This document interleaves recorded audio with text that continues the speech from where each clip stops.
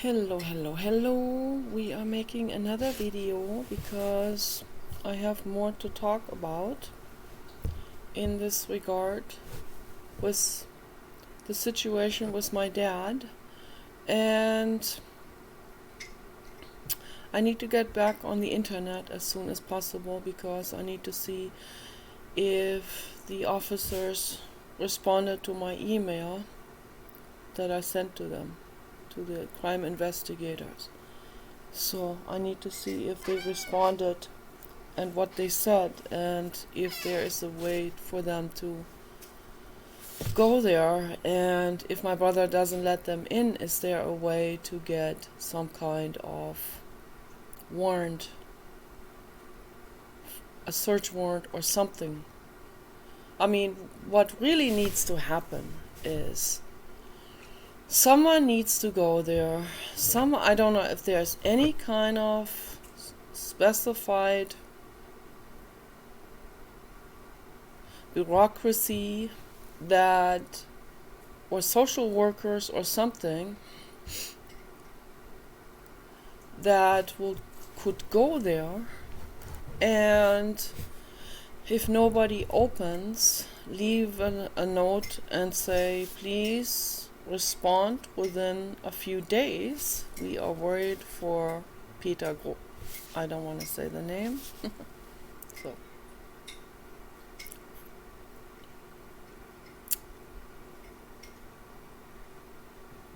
I almost said the name. I almost said it.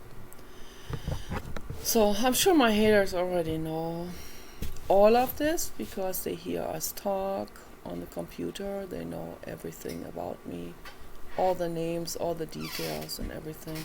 And those are the people I don't want them to know all of this, but whatever.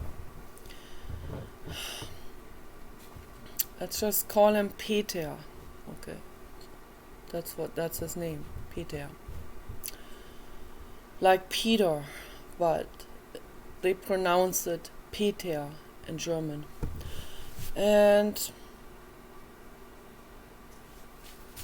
they need to go there and they need to rescue Peter.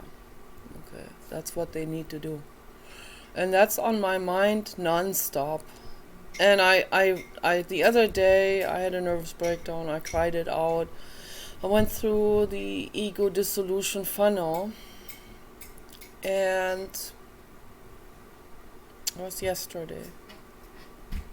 And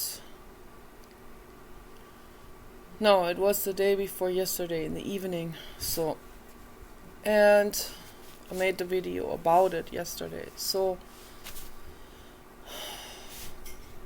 but then I said to Paul, I need to let go of all of that. I need to let go.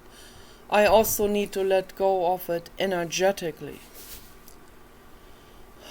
And then I cried some more because I was letting go of it. So, and that's also what the ego dissolution funnel is about. Like, you go into it, the way you go into it is by letting go of whatever you are hanging on to in terms of whatever you need to get accomplished, or whatever you feel like you must do now in order to save someone, or to do this or do this or do that. We need to do what we can in our current situation. We need to do whatever we can to help someone at all times. Okay, that's the truth.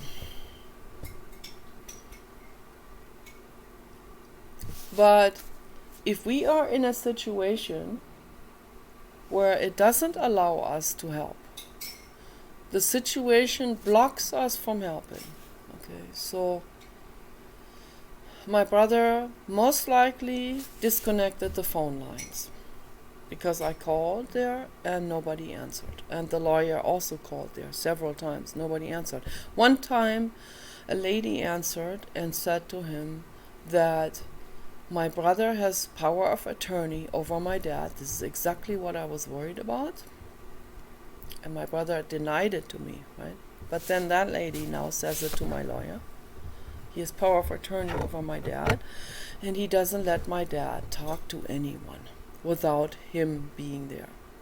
Okay, now I found on the internet that in 1992 they outlawed this type of power of attorney. They call it Vollmacht, but they used to, this form of Vollmacht, power of attorney, that they used to have before 1992 was where they can do something like this, what my brother is doing right now.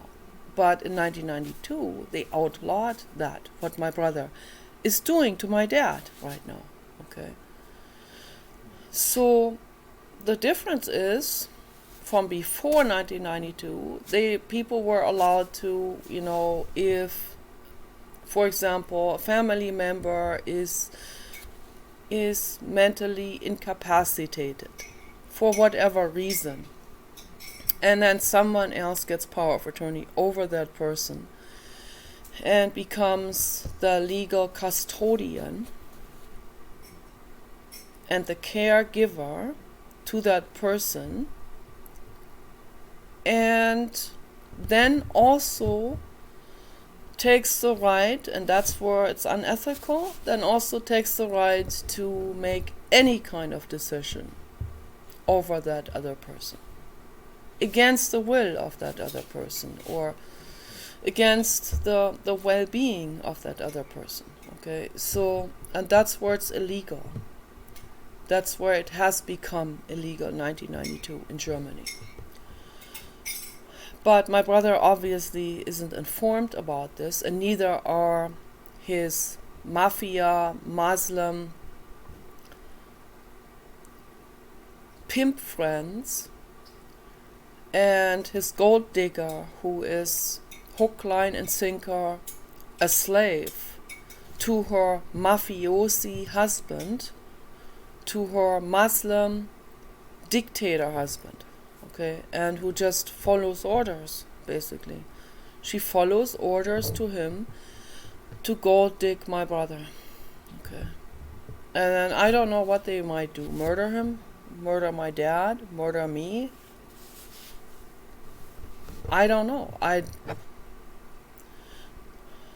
wouldn't be surprised if that's what they're planning on doing. So my brother bragged to everyone. That's how it all started. He bragged in the bars how much money my parents have and so on, in assets, and that he's going to inherit all of that. He bragged in order to get the girlfriend, and that got him, the gold digger. But that's not like a girlfriend, a gold digger. He doesn't understand that. Okay, so, well, she makes him think that's what it is, but that's not what it is. Obviously, a gold digger is a gold digger. I mean, maybe there are different types of gold diggers out there, but I'm talking about the hardcore mafia type. I'm not talking about the lonely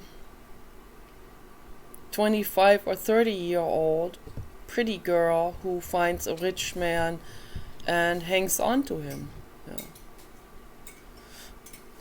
That's not enough to qualify as a mafia hardcore gold digger. Okay, so not at all. I mean, if that's what you want to call someone like this, she cares about. If she cares about, I mean, I would. That's what I would be. If I found a real wealthy man who likes me and whom I like, I'm not going to take someone who I don't like just because he has money. Okay. But I might be friends with him. Maybe it will develop into something more. But that has to come from within, not from my prefrontal cortex or my greed or whatever. So, yeah, then you can call me gold digger because I hang on to him. Because now he's my new daddy, right? That's not hardcore mafia caliber, okay? That's not hardcore mafia, ruthless, brain-dead gold digger. No. Mafia, ruthless, brain-dead, ice-cold bitch gold digger. That's someone who just wants to, who only gets involved with a person in order to exploit him.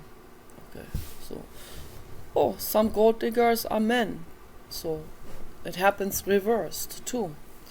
Not as often, obviously, but it happens.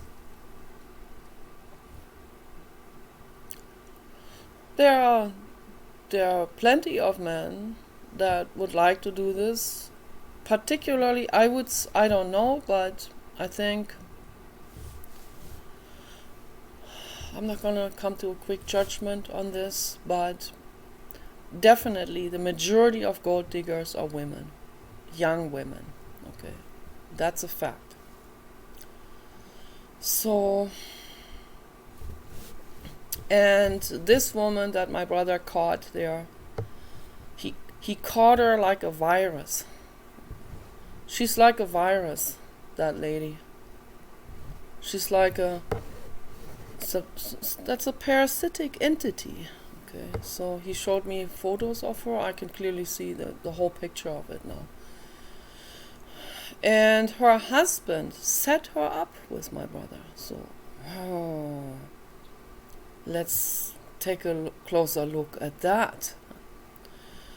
I mean, who would set a woman up, a woman you want to be with, you love, right? Who would set this woman up with someone else? A pimp? Yeah. Okay, so no, that's what it is. Okay, let's just call the kid by the name here.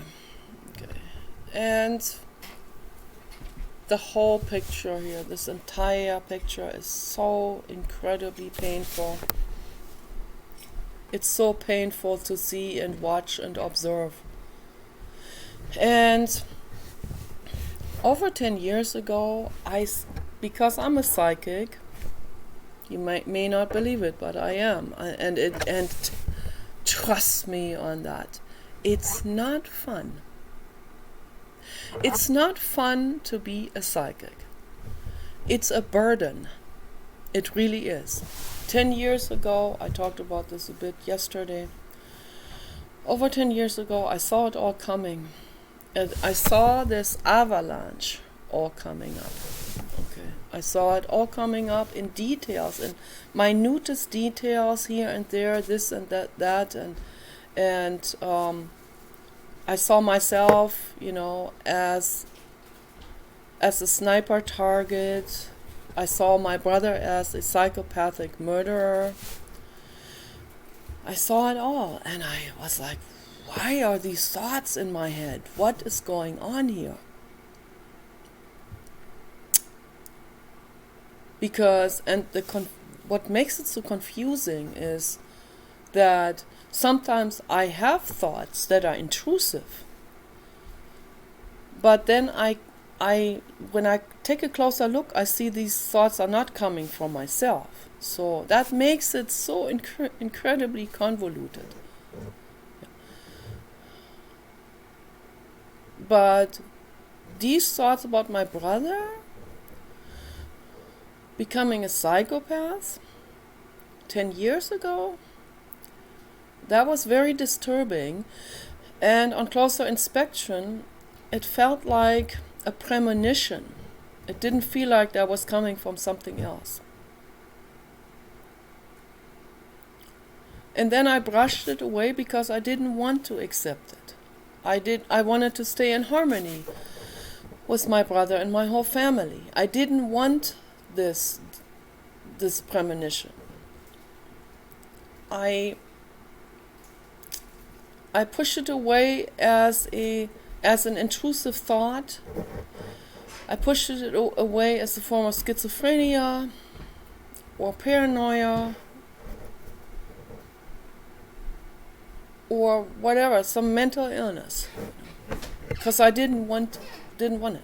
But it kept coming back, persistently kept coming back. And then things started to unravel, exactly in that direction that I have the premonitions about, had the premonitions about. So it kept on unraveling, and it almost felt like, and then when I was talking to my brother, he'd be drunk, or he would be on some kind of, I don't know, different type of drugs, Not the brain drugs, always, when he's resting at home, he'll probably take something else. And he doesn't realize that that drug might cause him to leak things out. And here and there, bits and pieces of that, what I had the premonition about, would be leaking out of my brother's mouth. And I'd be totally startled and shocked, and I would immediately remember the premonition again. And I wanted to brush it away. I wanted to dismiss that as, no, that's a crazy associations now. No, that can't be, right? No, that's my family. I want to stay in harmony mode, right? From the higher perspective, I can see everyone the way they are. I see my brother as a completely lost child. Okay, that's what he is. I didn't want it to escalate in the direction that I was already seeing it in my mind. But then it was escalating into that direction. And at times I would cry, I would get a nervous breakdown over it. When my brother became extremely abusive for the first time in a video chat, extremely hostile and abusive towards me, my Medusa was starting to come up. I didn't want, that's my inner protector, that's the monster inside of me that protects me. The Stockholmer in me does not protect me. So I have two distinct personalities, not in a split personality way. They're all combined. They're constantly, it's one unit, of course. But they are distinct characteristics. As most people have different characteristics that will surface according to the situation. In people with split personality, the only difference is that these personalities become complete personalities with a life and with their own thought processes, with time lapse, with disconnect from each other, where the person can go from one personality into the other, like channeling. That's not what it is for me. For me, they are always together in one unit, but the monster will manifest itself when this body here is feeling threatened, or when I am feeling like my loved ones are threatened. So then that will come out. And that's a protector. That's a wonderful thing. Okay, so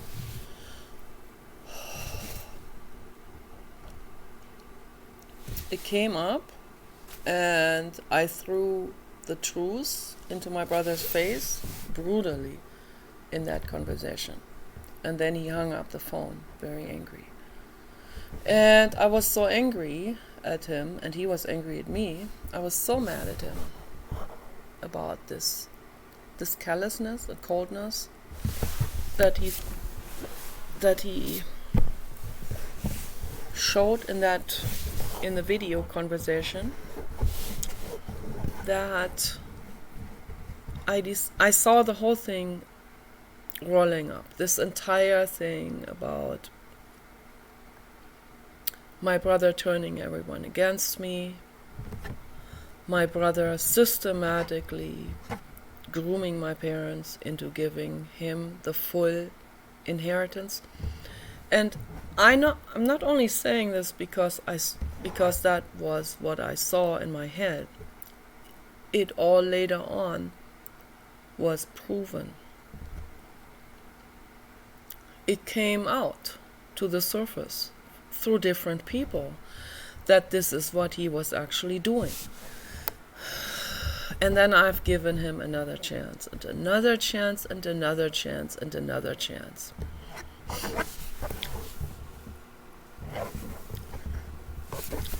And then I was disappointed over and over again.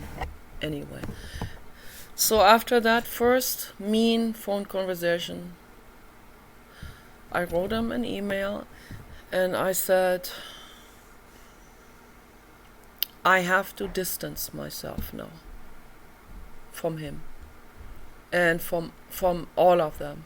And I don't want the monthly support anymore.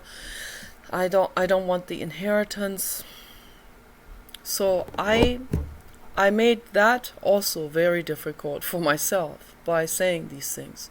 Okay, and Paul is right, that I did. I said these things because I don't want an inheritance if my parents don't mean to give me an inheritance.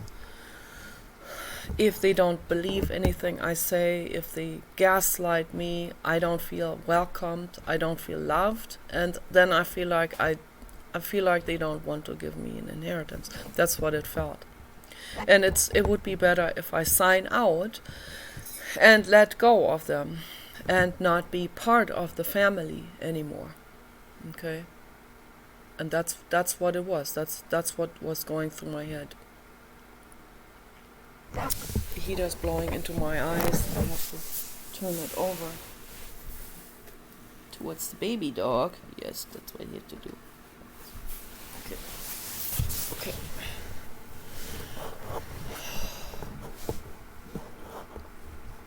And I said this several times, and I particularly said I don't want the monthly support anymore, but they kept on sending me the monthly support.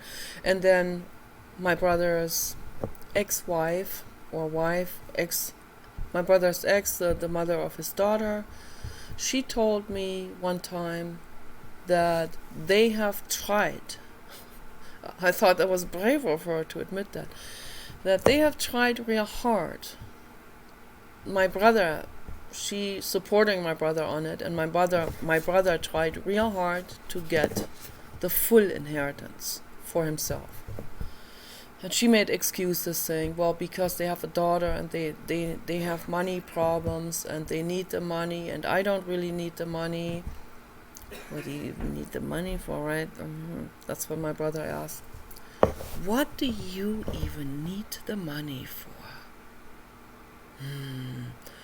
You don't need the money. You don't have pride and the social shit and the prestige shit going on, so you don't need the money. Of course I need money. I need a farm. I need greenhouses. I need to grow my own food. We need to get off grid. I need to feed my dog. Of course I have to have money. Okay? So, but I think we can barely make it with the money Paul has. If we are very conservative with our money, I think we can make it. Of course I need any extra money I can get, right? Of course. But I don't want money from someone who gaslights me and who thinks I'm crazy and who talks bad about me, which my mother has done in the past. But it's out of her own feelings, emotions, and all of that. I know my dad did not talk shit about me behind my back, but my mother did. Okay. There were people at the horse property, which is adjacent to their property. There are several acres that that the horse property is renting from the government, and on that horse property they each have their horse. I don't know what happened. No, I think the horse died. No, my mother's horse. It's all infinitely sad. So I don't know if they continue with this, but at that time my mother still had an Iceland horse there. And she would go on horseback rides with other people, and then she would blast it all out about me. Everything I've ever told her on the phone. Very personal stuff. I come visit one time, the lady there says, I've never met her before. She says, oh yeah, I've heard a lot about you already. With that kind of tone. And I'm like, oh, okay. My mother talked shit about me to her. And not just one time, but like every time. And it was very disappointing, but this is how my mother, she doesn't know better, obviously she didn't know better. She sits on bunched up emotions that she doesn't know how to deal with. I offered my mother to go with me to Esther Odermatt in Geneva, the primal therapy offshoot, the daughter of the daughter center from primal therapy, but Esther Odermatt Center. I mean, not associated with Arjanov, but coming from the school of Arjanov. So she was doing a great job. Esther is doing a great job in Geneva. And I went there a few times, and I said to my mother, come with me, let's do it. Let's do this together. Let's talk this all out with the therapist where it feels safe. She stumped her foot on the ground where the whole house was shaking, and she said, should I now at age 70 go into a therapy? I said, forget it, don't worry about it, forget what I said. So, I mean, like vicious, where I didn't even want to talk to her. She was so upset about it. And here I meant well, I wanted to get help for both of us, but her ego, her pride cannot accept that. There's no way. She's untouchable, she was a narcissist. Untouchable, ultra adapted, the most normal person in the world, the most respect-worthy person, the most honorable,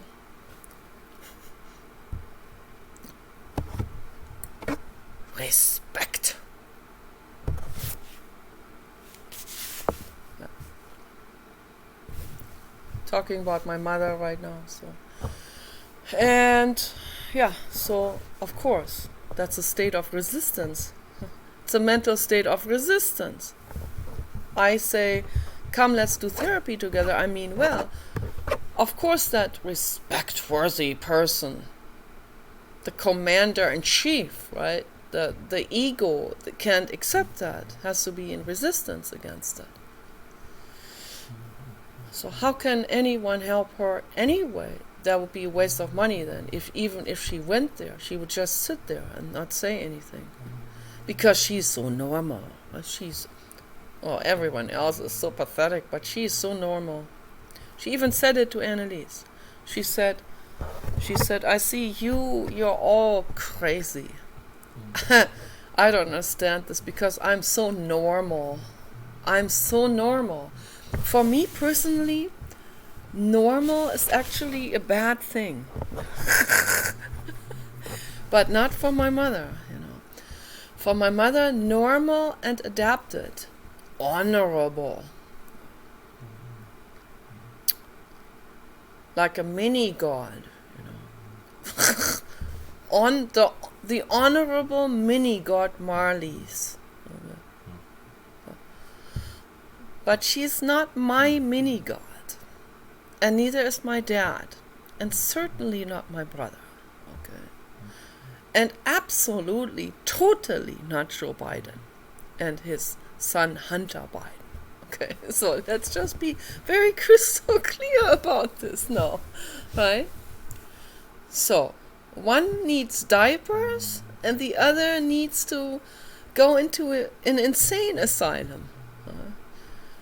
I think he should be headbolted, that Hunter Biden. I don't know what he all did. I saw a horrible, horrible video clip of him with that looked like a 10-year-old girl doing him there. I don't even want to say it. Of course. That guy needs to be headboarded. He really does. Disgusting. And Joe Biden is disgusting. Joe Biden is a disgusting disgrace for the United States. Okay. He needs to go into convalescent home. He needs to be shut up.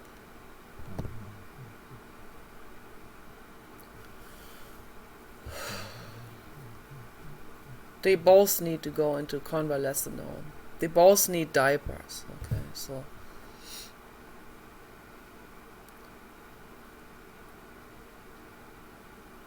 my mother, she had age-related dementia too, but she was still not like Joe Biden. She had moments of clarity. For someone who has clairvoyance as an ability, which my mother had, when they become older, when they get this type of dementia, that clairvoyance will still shine through here and there, okay, and come up and pave its way through this conundrum of confusion. And that is what happened. She saw things, and my brother dismissed all of that as craziness, of course. And she herself dismissed it as craziness. She said, "Am I becoming Meshuggah now?" No, those were the clairvoyant moments. Those were the clarity seeing, sometimes shrouded in metaphors and dreams, but sometimes with crystal clarity. But she dismissed it because her ego, her denial, that's what the denial is, that's what the anosognosia does, pushes all of that away ruthlessly and doesn't think about it again, doesn't want to think about it again. So it was like a battle between anosognosia and dementia and organ failure and clairvoyance. It was going back and forth. And my brother leaked it all out to me, or I would not have known. One time he recorded her talking, and I think he should have always recorded her talking.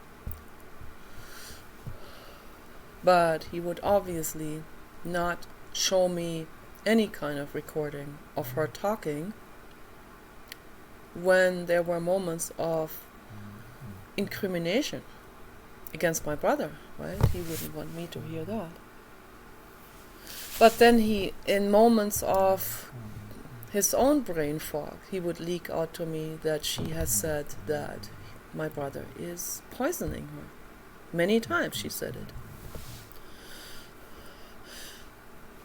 And he was trying to get on my good side during that time. And I thought, this must be something like what my grandmother has gone through. And now I'm not sure anymore whether that what my grandmother has gone through on her deathbed was crazy. I think my grandmother, she saw something else. Because of that, she was in a delirium. When a brain is in a form of delirium, that discrimination ribbon gets disabled. the normal people and the doctors will call it delirium, right? And that's probably what it is, but it doesn't mean that because it's a delirium that the people don't know what they're talking about. They must see something, okay? And they see something that we usually don't see because our discrimination ribbon in the brain is functioning. It is a barrier. It's an information barrier. And that has been found out scientifically by real scientists. Dr. Hinderk Emrich and many other people that are digging into the core of this. So it is obvious that there are infinite numbers of dimensions, okay, and that we have access to this, that we can see and perceive other things when we are in a very specific mental state, whether that is deep meditation or some somnambulistic trance or channeling or drug-induced. This is how Hinderk Emrich found out through his clients who had overdone all of these drugs, the LSD and psilocybin and different types, salvia, those different plants, different mushrooms that contain these type of poisons. Okay. People have experimented with it like there's no tomorrow. Particularly in the 60s and 70s, that's when Hinderk Emrich was in particular studying these people. That's when these clients were coming in by swarms into the hospital. People that were completely done with functioning. They couldn't feed themselves anymore. They were 5150. They were completely finished because of the drug use. So, and then when they died, he cut their brains open and he sliced the brains into very thin slices. That was before they had computer tomography technology in the 60s and 70s, also early 80s, and then somewhere, I don't know, in the late 80s, early 90s, they got the tomography. They got the positron emission tomography, which is a non-invasive camera thing that can look into the person's brain while they are still alive without causing problems, because it receives positrons, which are nuclear particles or subatomic particles that are radiated out from our neuronal activity. And through that it can see which areas in the brain become more active given any specific task, mathematics or poetry or art or history or whatever, or specific actions with the body, including sex. They have studied the brain, what happens in the body and in the brain during sexual intercourse, as they call it. Had a couple go into that MRI. I couldn't go in there with a partner nor without a partner. Okay, I couldn't do it because it would scare the shit out of me. I couldn't do it. No, I would get paranoid and think that they're gonna lock me into this. So really, I don't trust anyone anymore. I trust the people in the past, not anymore. I am so incredibly chicken and frightened now. Okay, so no way. I'm not gonna go to a hospital or physician anymore. I don't trust anyone. the stuff that I heard, organ harvesting, and the list goes on. No, thank you. I don't want to live the rest of my life in some kind of experiment or prison or cage or organ harvesting hospital room or whatever. I watched that movie Coma, that was in the 80s or something. They had these people strung up on strings in order to harvest their organs, in order to save space. I don't know what they would do actually, in actuality. But I think a lot of that has come true. Okay, so, and then they tell you it's so honorable. You need to put on your driver's license or organ donor.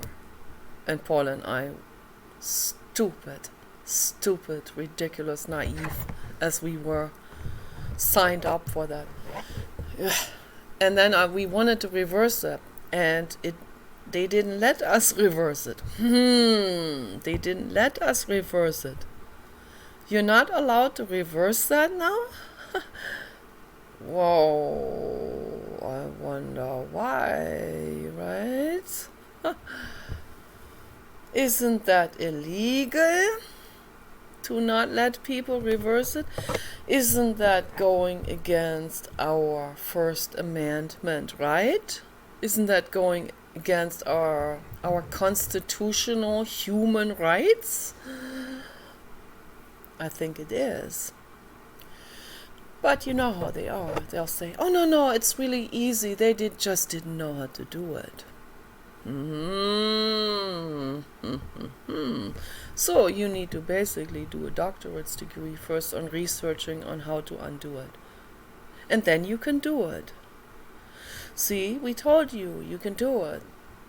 It's easy. No, it's not easy. No, it's not easy.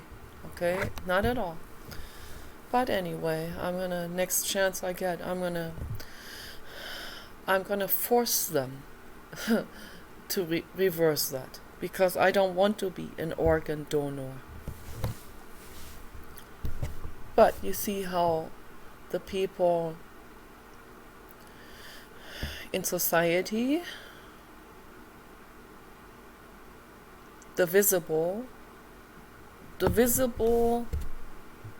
actions, the visible corporate actions, the visible governmental actions, you see how they are intertwined and intercollaborating with the acting forces that are underneath the government and underneath society. The ones that are in the underground, the black market, the dark web society, okay? You see how they are in constant collaboration with one another. That's why I don't make a distinction even between the visible and the not so visible. So the visible ones, they write laws for the invisible mafia. So to cater to them, Joe Biden now full force, the mafia full force. The mafia has both feet in the door now, in the government in the United States. And then some good Samaritans, they think we need to be woke, so we need to vote. I don't even want to say it, So we need to vote for the mafia because we're woke. Then why do you even petition for the forests and for the whales at all, right? If you vote for the mafia, it makes no sense to me. My goodness, you need to start you need to start reading things. Thank you, Blue God. 4444. Blue God agrees. You need to start opening your eyes, and you need to start looking at who is who, and not go by what your best friends or buddies or drug buddies or whatever told you, okay? Or your pimp. Don't go by what your pimp told you. Okay, that's already it's like whatever your pimp says, it's exactly reversed. So I can already guarantee you this. This is the rule of thumb. The rule of thumb. Whatever pimp says, thumbs down. Okay. It's the rule of thumb that whatever your pimp says, it is exactly reversed. Whatever he tells you about politics, whatever he tells you about ethics, love, kindness, caring, how to do things, it's reversed. Your pimp tells you you need to vote for Biden, that means you need to vote for Donald Trump. That's the message here. Okay, so whoever the mafia, the media, whoever they slander, you need to vote for them. Okay. Whoever they slander, if they slander Donald Trump, you need to vote for him. Okay. So they slander Elon Musk, they'll try to find fault with Elon Musk. That means you need to do everything you can to protect and support Elon Musk with anything he offers. You need to go on Twitter, X. You need to buy all of his products. Okay, that's what that means. Okay, it's a very clear, crystal clear message to the world. But if you are religiously tethered to your pimp or husband or boyfriend or woke friends or whatever, then how can you see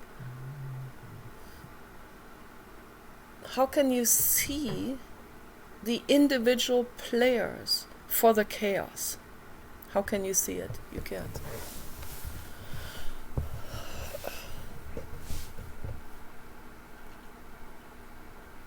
And that's how it goes. And my brother can't see anything. Okay, he has Muslim friends and they groomed him. One time I told him, now is the time to face the truth.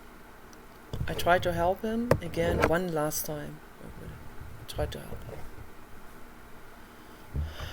him. And he completely lost it. He broke down, became suicidal. And me, Mama Nicola, feel sorry for him. I said, face the truth, go through it. That girlfriend is going to kill you. This is a setup. Don't hurt my dad. Come to your senses. Face the facts. I will help you through this. I hold your hand mentally. I'm there for you. I've said it many times to him. And he completely lost it, and he said, I'm going to throw it all away now. I'm going to throw my life away. I'm done. I'm going to send you all the documents. I'm done. You do this shit. I'm done with everything. I said, I'm here for you. You need to face the truth. I'm just saying this to you because I'm worried. I'm worried that my dad is at risk. I'm worried that your lives are in danger. That's my main worry.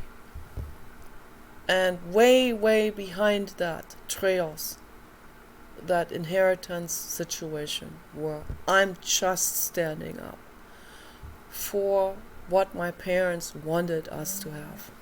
That's all. My parents apparently, as my friend Tina, my brother's ex, she said to me, my brother tried real hard to get the full inheritance.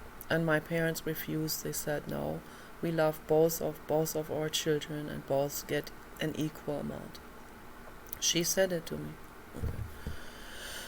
And that's when I knew my parents want us to have an equal amount, 50-50. And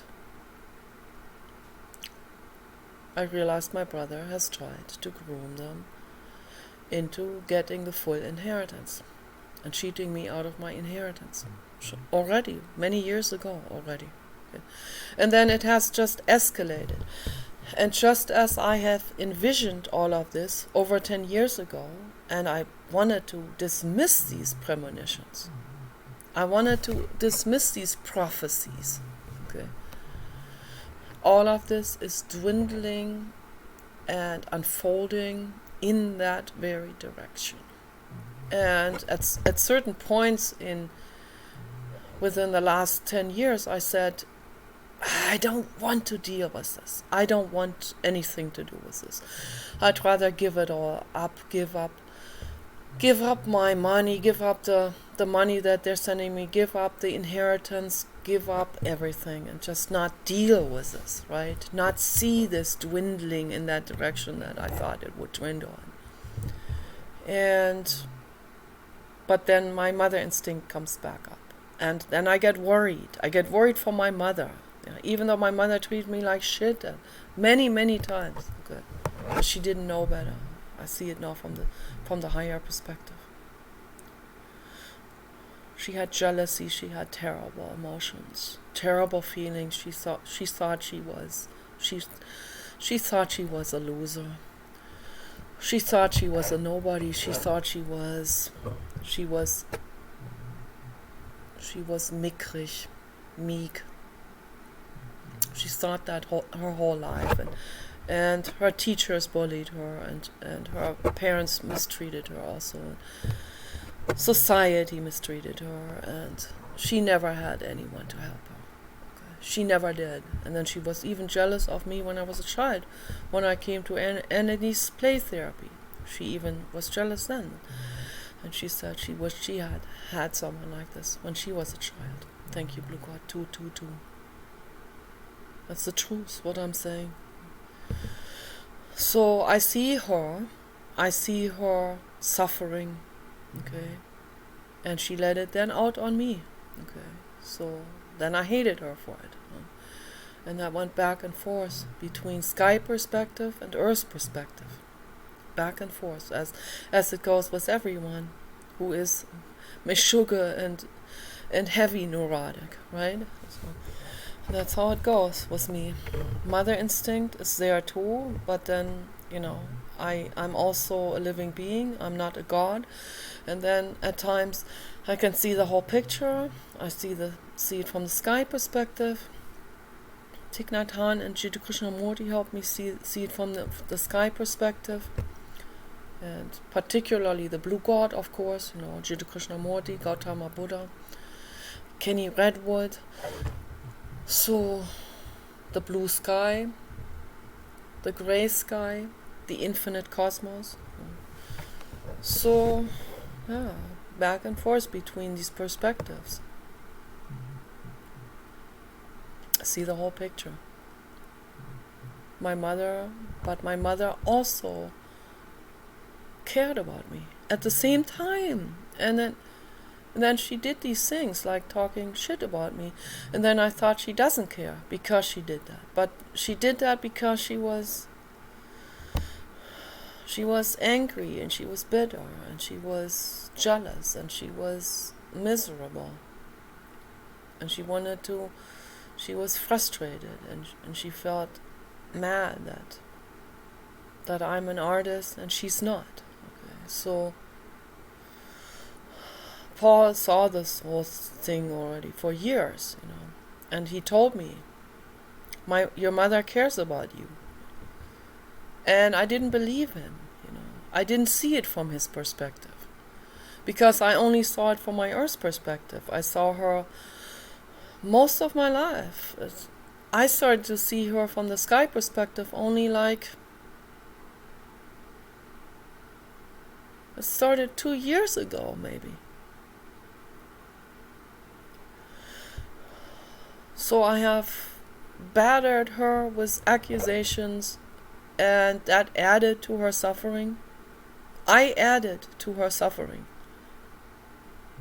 with my misery, with my accusations, and I'm infinitely sorry for that. And yet she still cared about me. She was a lawyer. She was the one who set up the will for both of us 50-50. She is the one who gave me an entire 5-story rental building. She put one of these rental buildings in my name only. And she told the other people that she did this in order to get a tax break. I don't even think that is why she did it. She only told the other people in order to avoid a confrontation. She told my dad and my brother that she had to do this for tax reasons. And then my brother must have yelled at her, because he told me even that he yelled at her. And he must have worked tirelessly on her, forcing her to get that back in her name and then put it in his name. And that's why he was trying to get on my good side. That's the only reason. He wanted me to sign a legal release over to him, some kind of power of attorney to him, so that he can then write things with my name, use my signature legally, and write that building over into his name. That's what he wanted to do. That's what he was after, and that was the only reason why he was trying to be nice to me. That was the only reason why he even talked to me on Facebook video chat. And I wanted to believe that he's my brother, naive and wanting to believe that he cares about me or something. Or he has some kind of brother love for me. I wanted to believe that so much, you have no idea.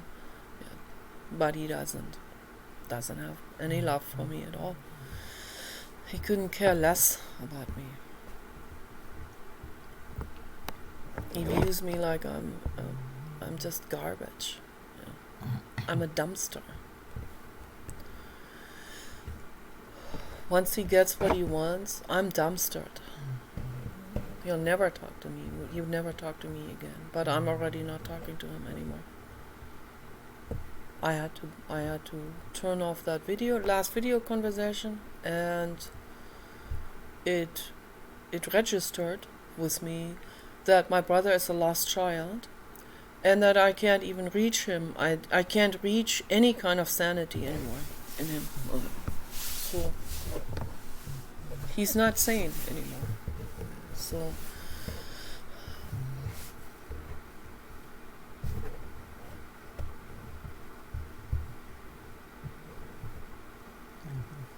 and it's like losing my brother. It's like becoming aware that I lost my brother.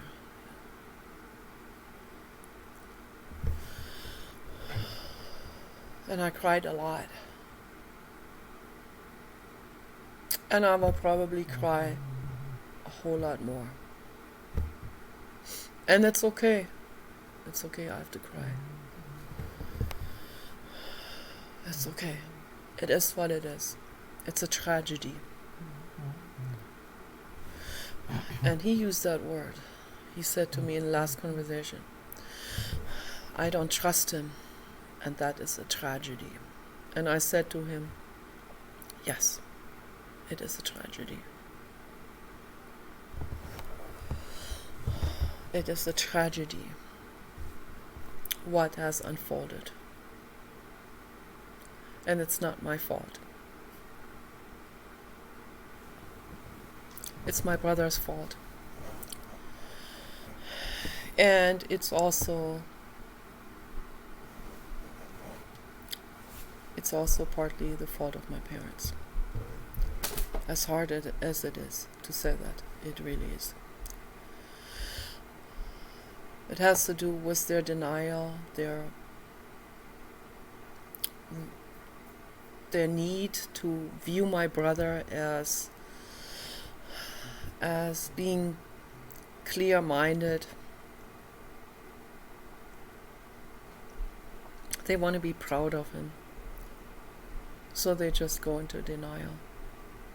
I can't have the heater on me because it causes my eyes to get irritated.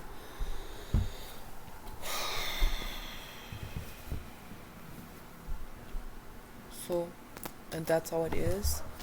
And the clown and the jester that has been made fun of my whole life, which is me, the one that has been talked shit about behind my back, the truther clown, the one who has always been declared meshuggah, like they don't even want to talk to me in a serious way at all, because they just view me as, like someone who is not in their mental cohesiveness or something. Very painful for me. But I turn out to be right after all. Okay. This all these years, all these 58 years of my life, it turns out that I was right. That I'm the one with the clear mind, with the insights, with the clarity. Whether I cry or not, whether I go insane sometimes in between or not. Whether they want to make me insane or not. I always come back to my senses. I always see the truth through it, all of this. And the way that hurts, can you imagine the way that hurts? The way it hurts to be declared crazy and insane by the whole family, not just by my parents and my brother, but by my whole extended family, including everyone who married into the family. They all talked shit about me. Nobody ever took me seriously on anything. I would write someone, a cousin, hey, I have a solution for you, for your health problem. You think they would ever write back? You think they would ever write back and say, thank you for caring about me. Thank you for sending me that information? No. Silent treatment.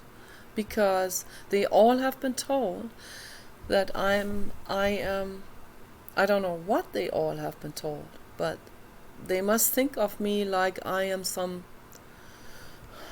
I don't know, they must think of me like Adolf Hitler or a crazy clown or something. I think that's what they think of me. And can you imagine how that hurts? Can you possibly imagine how that hurts? Can you blame me for hurting? Can you blame me for crying a lot?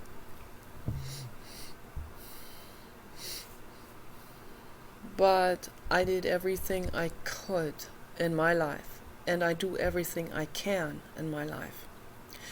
And I will always do everything I can in the future to save my life, to protect my body, to protect my brain, and to do everything holistic and good. Everything that is healing and kind and good, to stay on that healing path Okay? And I have self-love, and I want nothing to do with people who gaslight me. I want nothing to do with people who talk shit about me. I want nothing to do with people who bully me, who try to hurt me.